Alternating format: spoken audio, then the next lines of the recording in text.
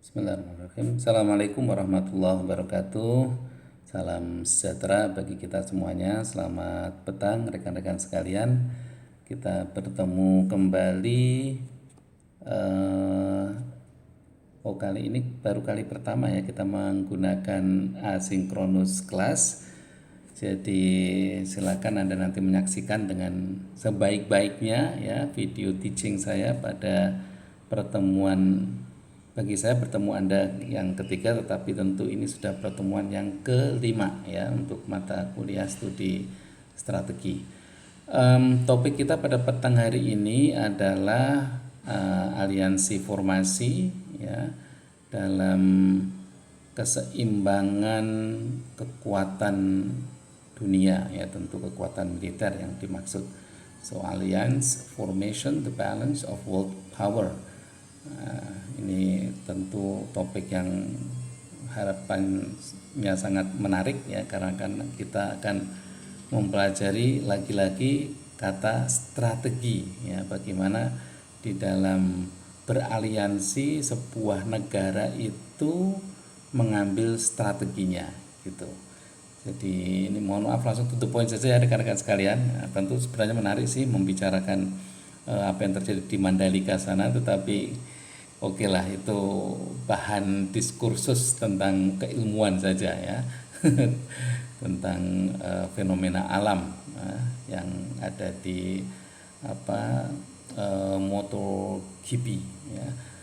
Alright, pertanyaan yang mendasar ketika kita membicarakan tentang formasi aliansi ya di dunia ini ya, tentu adalah apa yang menyebabkan ya, atau penyebab-penyebab apa yang mengharuskan sebuah negara itu membuat aliansi gitu ya.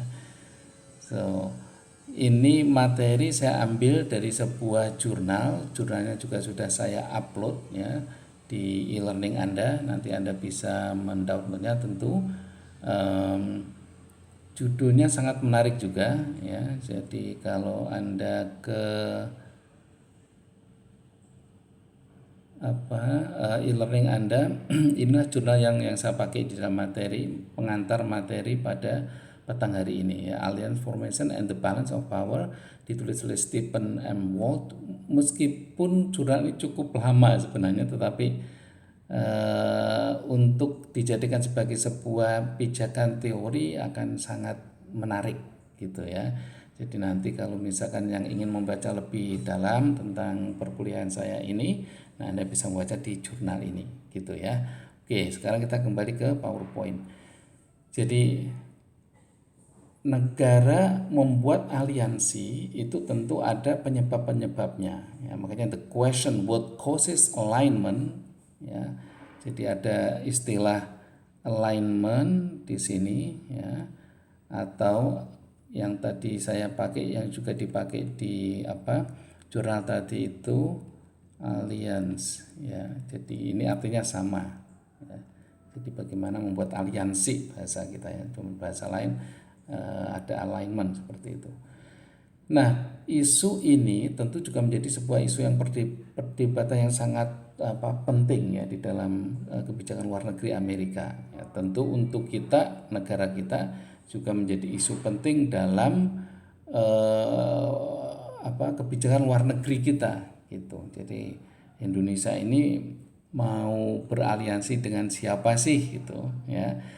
Nah, kita juga mempunyai sejarah yang cukup menarik ya. Coba kawan-kawan rekan-rekan ini ingat ketika masa revolusi dulu, Pak Presiden pertama kita Pak Soekarno ya, bagaimana beliau begitu canggihnya ya memainkan peran ya, waktu itu masih dalam suasana perang dingin tentu. Apakah kita beraliansi ya dengan Amerika atau kita beraliansi dengan Uni Soviet, nah itu luar biasa ya.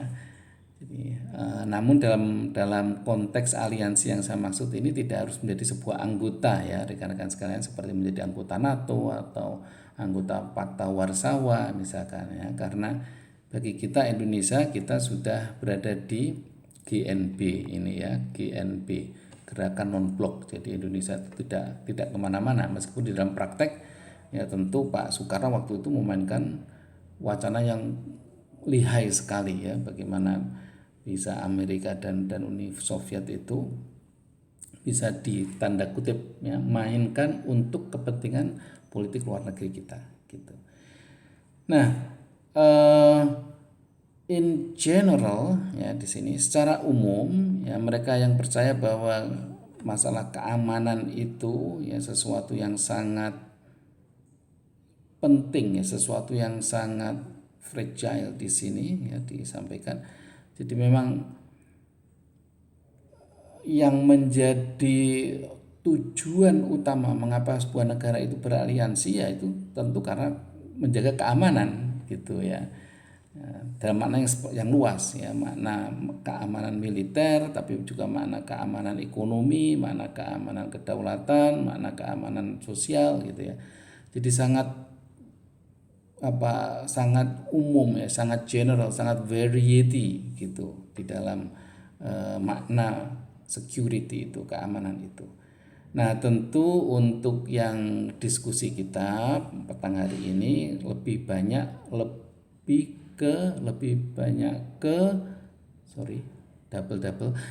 lebih banyak ke masalah militer ya. Jadi mengapa sebuah negara itu membuat aliansi ya karena masalah militernya gitu.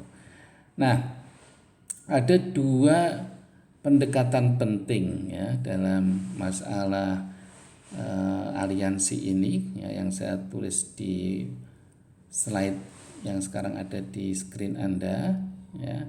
Jadi yang pertama adalah berkenaan dengan balancing ya, atau perilaku bagaimana membuat keseimbangan ya. Jadi ketika sebuah negara itu beraliansi maka dia akan membuat sebuah keseimbangan ya. Atau ya pendekatan yang keduanya itu perilaku bandwagoning ya. Bandwagoning ini numpang begitu aja ya. Jadi mana yang dianggap oleh sebuah negara bisa memberikan rasa keamanan lebih, maka ya udah dia numpang ke situ saja gitu, dia beraliansi dengan itu saja gitu.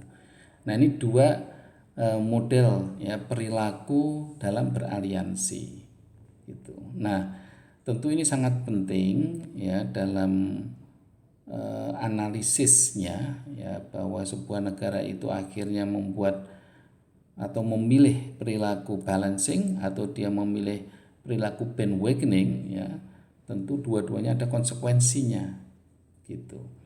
Nah, yang lebih menarik lagi ya, nanti kita bahas juga di slide setelah ini, ada fenomena lain bahwa sebuah negara itu beraliansi bukan karena melihat keamanan yang dia itu kemudian merasa tune in ya, atau dia merasa betul-betul berada di dalam sebuah perlindungan ya, biasanya tentu ke sebuah negara yang besar ya, apalagi kalau kita berbicara dalam situasi perang dingin dulu itu sudah sangat jelas gitu, apakah sebuah negara itu berada dengan kelompok Amerika Serikat atau sebuah negara itu berada dalam kelompok Uni Soviet ya, USSR gitu. Nah, itu sangat kentara sekali ketika situasi perang dingin, tetapi situasi itu sudah berakhir ya, sudah tidak ada perang dingin lagi, dan sudah lama, dan betapa kemudian dunia itu hanya dikuasai oleh hegemon ya, tentu Amerika. Kemudian ada situasi yang lain lagi muncul, itulah 9/11 ya. Jadi the world order itu, tata dunia baru itu muncul ketika 2001 ya. Jadi berbeda dengan situasi sebelumnya ketika perang dingin, berbeda dengan situasi yang setelah perang dingin, yaitu ada hegemoni tunggal ya, negara superpower. Kemudian lagi-lagi ya ada situasi setelah 9/11 itu.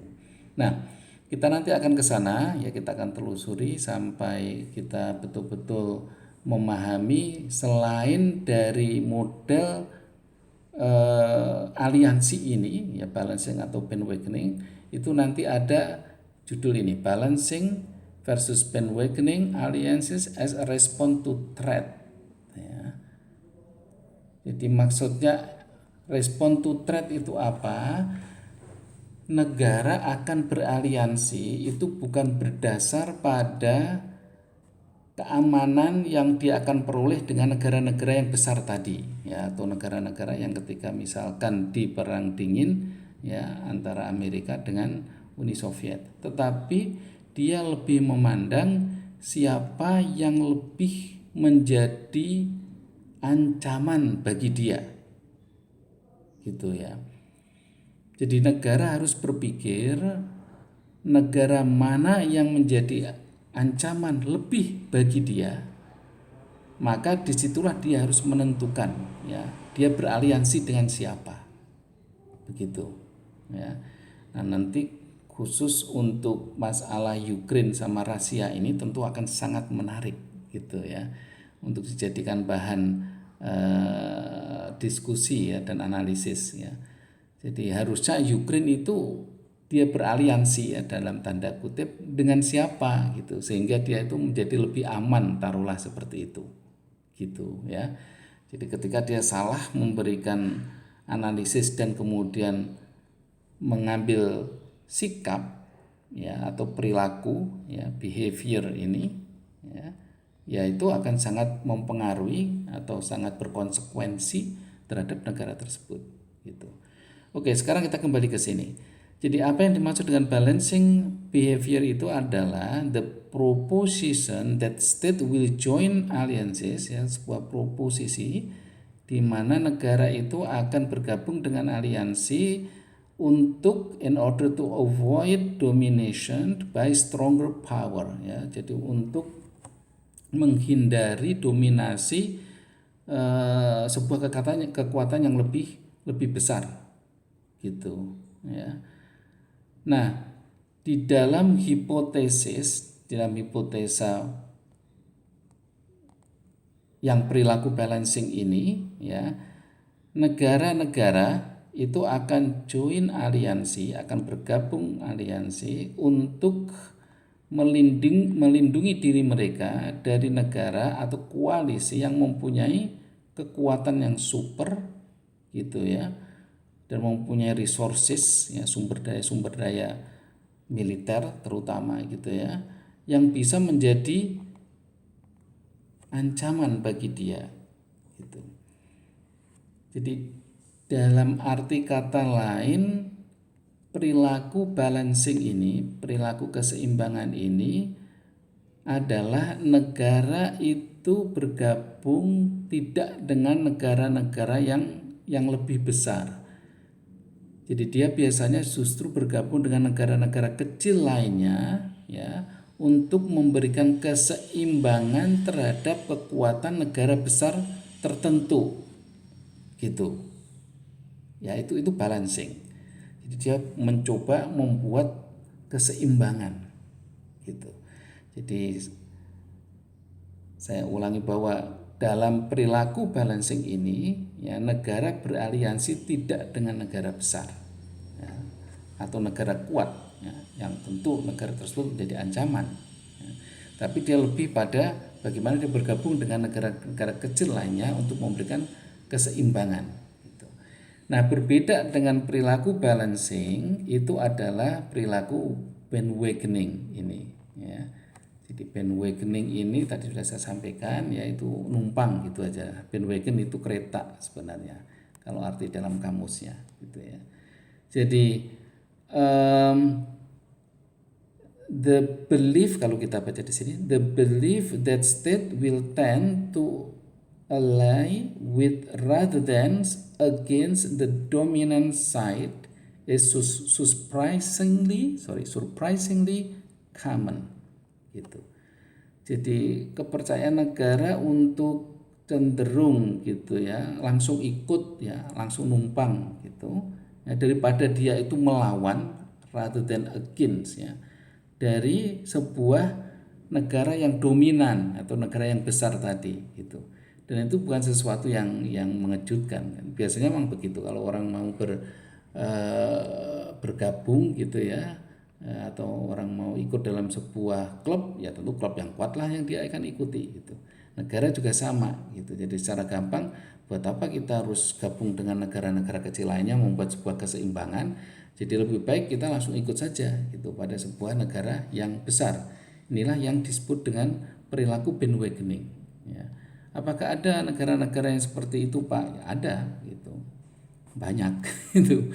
Jadi negara-negara di dunia ini ya, dari 193 ya, jumlah anggota PBB ya, semua itu negara berdaulat, negara merdeka ya, kecuali negara-negara yang memang menyatakan diri meskipun sudah tidak begitu efektif lagi di gerakan non-blok ya, itu mereka semua berada di dalam sebuah perilaku aliansi itu ya. Taruhlah sekarang misalkan perilaku aliansi yang paling besar, paling terkenal apa coba? NATO ya. Jadi North Atlantic Treaty Organization itu ya, itu kelompok negara-negara ya, tentu dengan komandonya Amerika, yang menjadi sebuah aliansi ya, keamanan tersendiri. Nah, itu pula yang menjadi kasus Ukraine sama Rusia itu ya. Saya yakin Anda paham itu bagaimana gampangnya ya saya katakan Rusia marah taruhlah begitu karena Ukraine itu mengundang-undang NATO ya, dan tentu ya Ukraine sendiri ingin menjadi anggota ya. Beberapa kali mereka sudah melakukan latihan perang bersama misalkan. Nah, itu salah satu contohnya ya. Bagi Ukraine mungkin ya, buat apa kita membuat aliansi-aliansi negara kecil gitu ya untuk membuat keseimbangan ya. Jadi lebih baik ya udah kita jumping dengan NATO gitu. Nah, apa kemudian konsekuensinya? Ya tadi saya sampaikan, setiap pilihan negara itu dia mempunyai konsekuensi. Nah, apakah kemudian situasi yang terjadi saat ini di Ukraine itu sebagai konsekuensi dari pilihan dia ya, pilihan negara ini, negara Ukraine ini di dalam aliansinya, ya kita bisa berdiskusi tentang itu gitu. Jadi rekan-rekan sekalian, saya agak pointing out these two different behavior ya di dalam aliansi ya, bahasan kita pada malam hari ini. Jadi di dalam aliansi ada dua perilaku ya negara ya, sebuah negara untuk menentukan dengan siapa ya dia itu beraliansi. Jadi apakah dia mau berperilaku balancing atau dia mau berperilaku bandwagoning gitu. Oke. Kemudian ini yang menarik ya. Jadi kalau di perang dingin ya, lagi-lagi saya ulangi, itu sangat jelas garis yang membagi siapa beraliansi dengan siapa ya, dan siapa beraliansi dengan siapa. Siapa yang saya maksud ini adalah negara ya, bukan pribadi, bukan aktor manusia, bukan ya, tapi negara. Jadi dalam bahasa lain, negara-negara mana yang bergabung dengan Amerika dan negara-negara mana yang bergabung dengan USSR ya, atau Uni Soviet, nah itu sudah sangat kelihatan ya. Nanti saya juga putarkan di YouTube ya, kuliah dari Bapak ini nih, keren sekali ini ya. Nanti sebagai pengayaan saja dari apa yang saya jelaskan ya. Jadi betapa di situasi perang dingin aliansi itu sangat jelas ya. Tetapi rekan-rekan sekalian, setelah perang dingin berakhir ya, kita ingat ada perestroika dan kemudian glasnost ya, peristiwa yang meruntuhkan Uni Soviet ya, dari dua fenomena tersebut ya. Jadi perestroika itu pada pembangunan ekonomi yang oleh Boris Yeltsin ya. Kemudian glasnost ya, ada perubahan sosial di sana. Runtuhlah Uni Soviet ya. Nah, kemudian muncul superpower ya, itulah Amerika Ya, tadi juga saya sebut kemudian ada fenomena baru lagi 9/11 ya dengan adanya global war on terror ya. Ada GWOT. Saya nggak yakin bisa kelihatan apa enggak ya di mungkin kalau warna putih kali. Oh oke, good. Ya.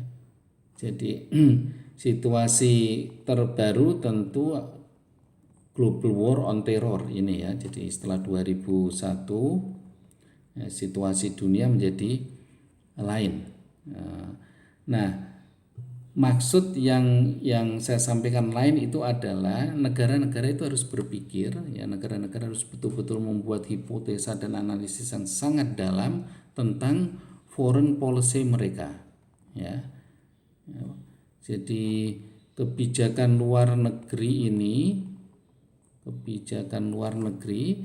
mereka itu betul-betul harus berbeda dari masa-masa yang sebelumnya ya. Nah, inilah yang saya maksud betapa hari-hari ini ya, negara-negara itu harus berpikir tentang siapa sebenarnya threat mereka itu ya. Jadi ancaman negara itu oleh siapa gitu ya. Siapa lagi-lagi negara ya, jangan berpikir aktor orang.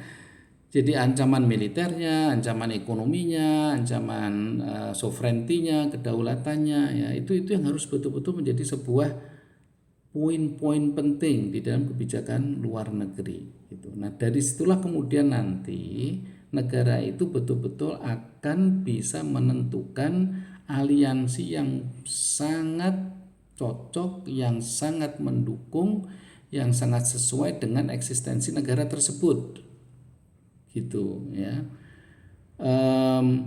Apakah balancing and bandwagoning itu masih relevan Pak gitu ya. Ya tentu sebagai sebuah perilaku ya, pendekatan dia masih relevan gitu ya. Apakah kita kemudian akan menjadi dengan negara-negara lain itu ya, membuat balancing gitu ya, atau kita langsung bandwagoning ya. Tetapi yang lebih penting adalah ketika negara itu ya mempunyai positioning yang jelas ya di dalam memahami makna ancaman terhadap negara tersebut. Nah, itu insya Allah dia akan mempunyai sebuah sikap atau perilaku aliansi yang betul gitu. Nah, threat itu nanti seperti apa ya, maksud saya kalau dulu nanti dijelaskan di YouTube ini juga. Saya lihat sudah 23 menit ya, saya takut terlalu panjang nanti Anda menyaksikannya bosan juga. Jadi kalau misalkan di perang dingin itu jelas pemisahan itu ya, ada US dan USSR ya, dan negara-negara mana ya yang ada di blok ini dan negara-negara mana yang ada di blok ini ya. Tetapi saat ini negara harus berpikir negara mana yang betul-betul menjadi ancaman bagi dia gitu, dan disitulah dia harus menentukan beraliansinya gitu. Jadi kalau misalkan kita sekarang ini ya, bagi kita Indonesia NKRI ini, kita berpikir ini mohon maaf dalam maksud ancaman bukan selalu negatif ya, tetapi ancaman dalam kajian ekonomi, kajian sosial, kajian budaya, kajian keamanan gitu ya, atau kajian HI secara umum gitu. Jadi saat ini kita berpikir, NKRI ini berpikir bahwa Cina merupakan ancaman yang lebih ya dibanding misalkan Amerika ya atau Eropa gitu. Maka kemudian kita menyusun hipotesa-hipotesanya. Kalau begitu ya, ketika Cina itu kita persepsi sebagai sebuah ancaman yang lebih, maka kemudian kita harus bagaimana gitu. Apakah kita beraliansi langsung dengan Cina itu, atau kita beraliansi dengan negara-negara lain yang merasa mempunyai persepsi sama bahwa Cina itu menjadi ancaman. Nah, itu yang penting gitu ya. Nah, ini juga yang ketika Anda baca di paragraf ini ya.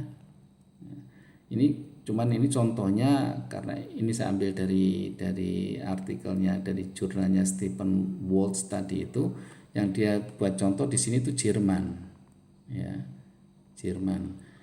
Jadi pernah saya sampaikan juga kan, misalkan dalam Perang Dunia II itu betapa Eropa itu sangat khawatir, takut dijermankan, ya. Jadi waktu itu kemudian jargonnya mengeropakan Jerman atau Jerman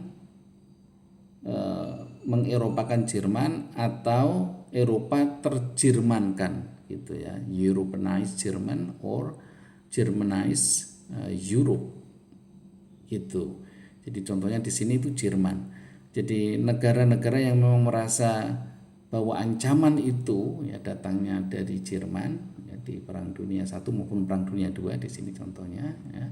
Maka bagaimana kemudian mereka ya negara-negara itu ya kan kita ingat ya, misalkan di Perang Dunia II itu aliansinya Perancis dengan Inggris melawan Jerman dengan Italia ya, yang akhirnya Perancis dan UK itu kewalahan, kemudian dia minta bantuan Amerika ya, pun toh masih tidak cukup ya, kemudian mereka bisa itu ya juga mendapat bantuan atau aliansi dengan USSR ya di Perang Dunia II itu. Yang Anda mungkin tidak bisa membayangkan ya, secara ideologis mereka berbeda tapi bisa beraliansi. Yang kemudian betul-betul bisa mengalahkan Jerman ini. Gitu ya. Oke, jadi ini yang menjadi fenomena baru ya di dalam aliansi hari-hari ini ya. Aliansi yang sekarang ini bukan pada situasi yang tinggal ikut pada negara besar atau blok besar, tetapi pada negara mana ya, yang merupakan ancaman besar. Nah, itulah yang dia harus menganalisis bagaimana beraliansinya.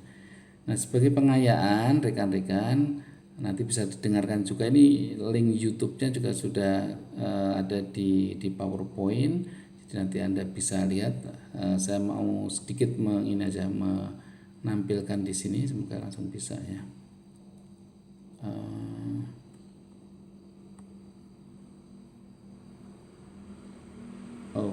Sebentar kok nggak muncul ya, atau mungkin langsung di YouTube-nya.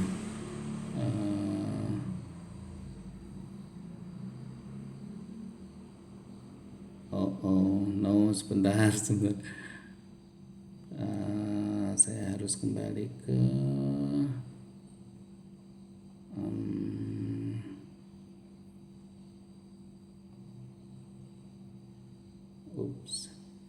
has to be here.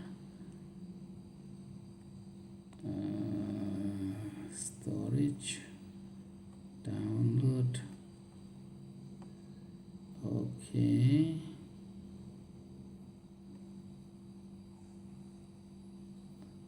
Oke, kemudian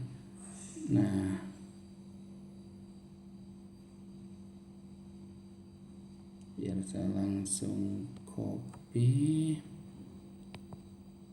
masukkan di YouTube ini. Wah, sebentar, take some time ini ya.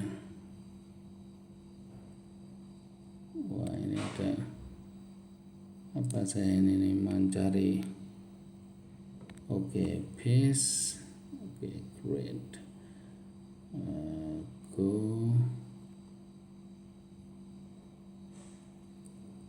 Here it is. If you have diabetes or pre-diabetes, there has never been an easier method Sedikit to potentially iklan. re-establish glucose. Oke, Anda perhatikan ini ya, video ini ya.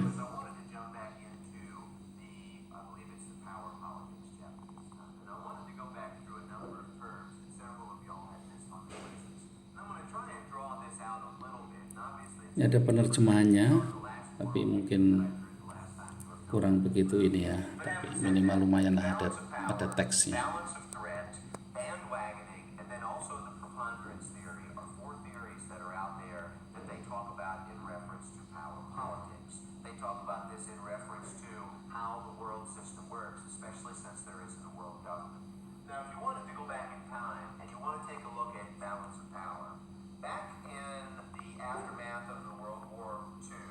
Nah, ini beliau menjelaskan ketika situasi perang dingin ya. power of the West.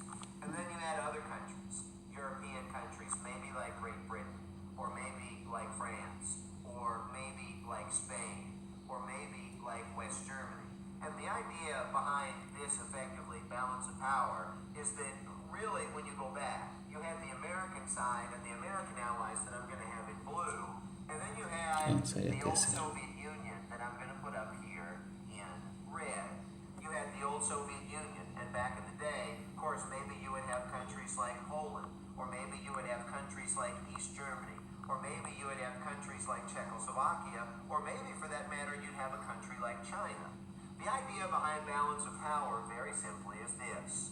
What you would do is these two main powers would basically build up their own little networks that would surround them, and they would kind of act as a way to divide basically what the other side was doing.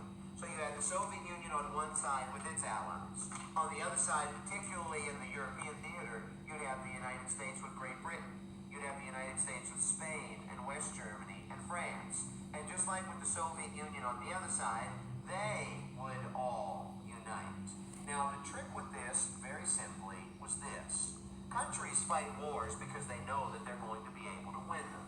But if you balance the power, if you will, between both sides, so that in this instance you've got a big Soviet Union and basically four allies, although it would have been more than that. On this side you've got the big United States and you've got four allies there. Effectively what you've done is you've balanced Europe to the point where the United States and its allies don't know that they would be able to win, and the Soviet Union and its allies wouldn't know that they would be able to win, so nobody would ultimately ever attack.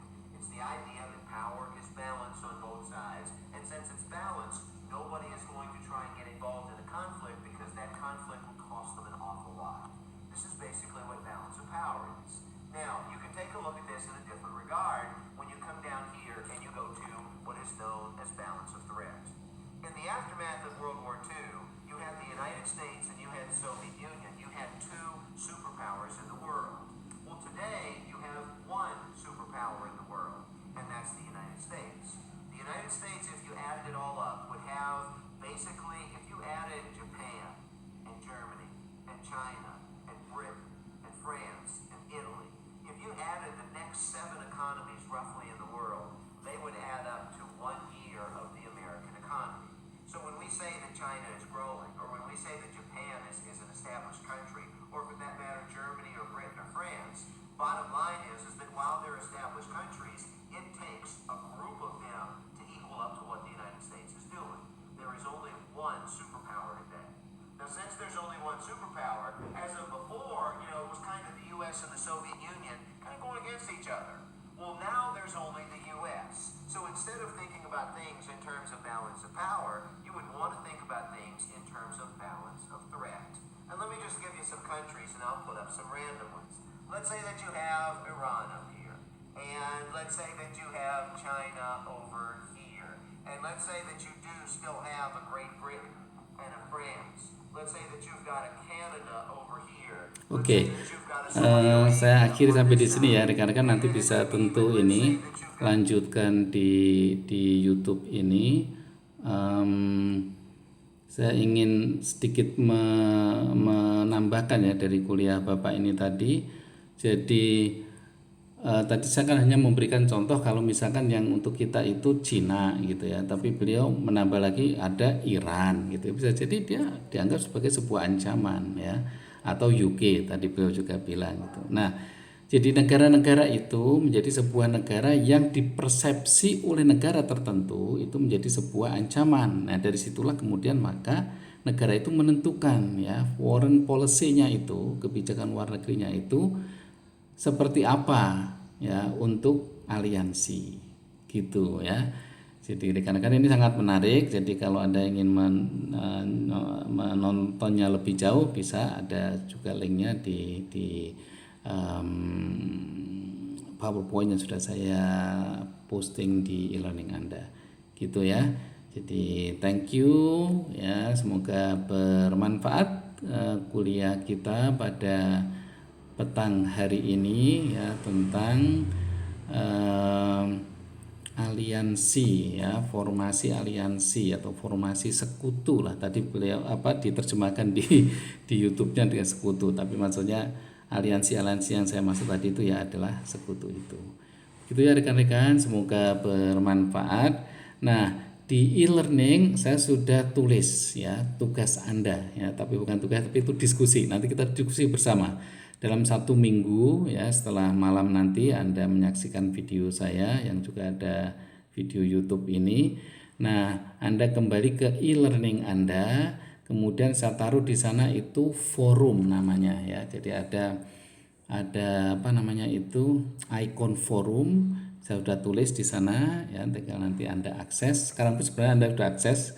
Saya sudah posting, tapi video pengajaran saya masih belum karena saya harus upload dulu ke YouTube saya. Nah, nanti Anda diskusi di situ langsung ya secara tulis ya. Jadi Anda baca leading forum kita di e-learning. Nah, nanti Anda memberikan komentar ya.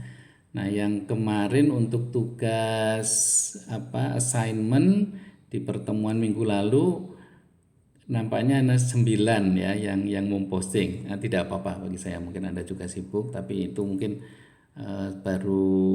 mungkin Anda juga sudah berpengalaman dengan dosen lain ya. Jadi kalau saya sering memberikan tugas di e-learning situ ya. Jadi yang tugas dalam kuliah aliansi formasi ini itu tugasnya hanya berdiskusi ya di dalam forum. Kalau minggu yang lalu saya minta membuat 1 paragraf menerjemahkan gambar itu ya. Saya kira demikian rekan-rekan sekalian, mohon maaf ini agak sedikit panjang video teaching ini yang nanti Anda bisa saksikan. Semoga bermanfaat. Sekali lagi saya akhiri, Assalamualaikum warahmatullahi wabarakatuh, selamat malam.